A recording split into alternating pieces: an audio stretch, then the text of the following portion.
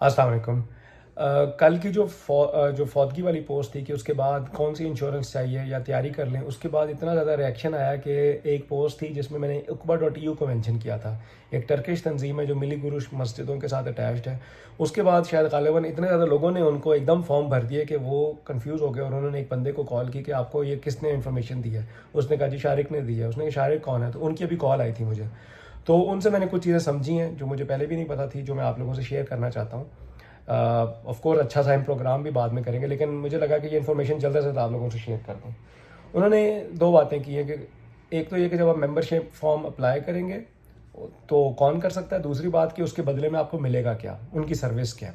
तो अप्लाई कौन कर सकता है, उन्होंने कहा कि जो लोग यहाँ पर जॉब वगैरह कर रहे हैं वो या नेशनलिटी होल्डर्स हैं वो अप्लाई कर सकते हैं, लेकिन असाइलम सीकर्स उनकी मेंबरशिप अप्लाई नहीं कर सकते। ठीक है, स्टूडेंट्स की अभी बात नहीं हुई, मेरे ख्याल में स्टूडेंट्स भी अभी अप्लाई नहीं कर सकते।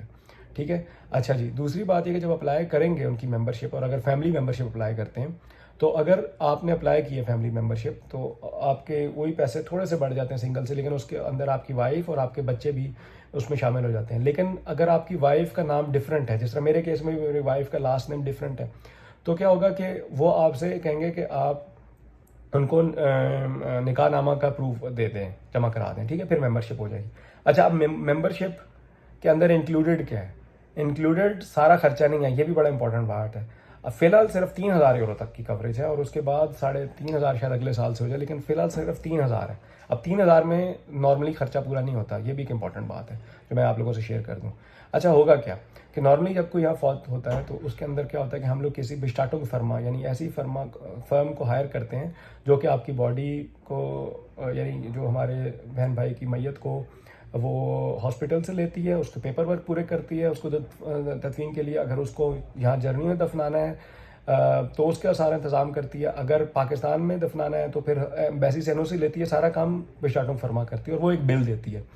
तो वो बिल नॉर्मली 3,000 से ज़्यादा होता है, तो उसमें से 3,000 यूरो ये उकबा वाले देंगे, बाकी का ये बिल हमें भेज देंगे उसकी फैमिली को। ठीक है, लेकिन ये है कि उसके अंदर भी ये होता है कि हम लोगों ने वो फर्म हायर नहीं करनी, हमने सिर्फ उकबा को बताना है या कम्युनिटी ने उकबा को बताना है कि यार ये बंदा मेंबर था। उकबा वाले खुद एक फ़र्म हायर करेंगे जो उनकी ट्रस्टवर्दी फर्म होगी, वो सारा प्रोसेस वो करेंगे, तो ये सारा हेडेक वो ले लेंगे। तो आपकी तरफ से जो फॉर्मेलिटीज़ हैं कि किसको हायर करना है किसको नहीं करना, शुरू में पेमेंट से ये नहीं होंगी, वो पेमेंट भी वो बाद में करनी होगी। जैसे हायरिंग फर्म आपसे फ़ौरन पैसे मांगती है, वो उकबा दे देगी। ठीक है, तो ये इंपॉर्टेंट बात थी। अच्छा, उसके अंदर लेकिन खर्चा किस तरह हो सकता है? अब जिस तरह अभी कल से पोस्ट आ रही है कि पाकिस्तान की फ़्लाइटें बढ़ गई, तो फिर इसके ज़ाहिर है कि मैयत को भेजने का खर्चा भी बढ़ जाएगा। उकबा लेकिन सिर्फ 3,000 यूरो तक कवर करेगा, ये इंपॉर्टेंट बात है। अच्छा जी, और जर्मनी में फौत होगा तो मैंने उससे पूछा कि कितना है, तो उसका मुझे फिक्स आंसर नहीं दिया, क्योंकि जर्मनी में आपको कबर जो है वो या तो ख़रीदनी होती है या रेंट पे लेनी होती है। रेंट पे लेनी होती है तो 10 साल के लिए ले सकते हैं, 15 साल के लिए ले सकते हैं, 25 साल के लिए ले सकते हैं, और 25 साल बाद जो है वो कबर से जो हड्डियाँ वो निकाल कर तो कहीं और जाके डाली जाती हैं, तो ये इसकी जिम्मेदारी वो नहीं लेते। तो इसमें भी खर्चा डिफरेंट होगा, लेकिन 3,000 तक का खर्चा जो है उकबा कवर करेंगे। तो आई होप कि कुछ आंसर्स आपको ukba.eu, जो कि एक जर्मनी में अगर आप देखें तो तुर्किश दो किस्म की मसाजिद ज़्यादा हैं, एक दीतीब की मस्जिद यानी दियानत ग्रुप की मस्जिद है और एक मिली गुरुश। तो मिली गुरुश वालों की ये सर्विस है ukba.eu, ukba.eu, और इसके अंदर इंग्लिश में भी बहुत सारी इन्फॉर्मेशन मौजूद है, तो इसमें आप जाके इन्फॉर्मेशन लें। आई होप कि आपको काफ़ी सारी इन्फॉर्मेशन मिलेगी।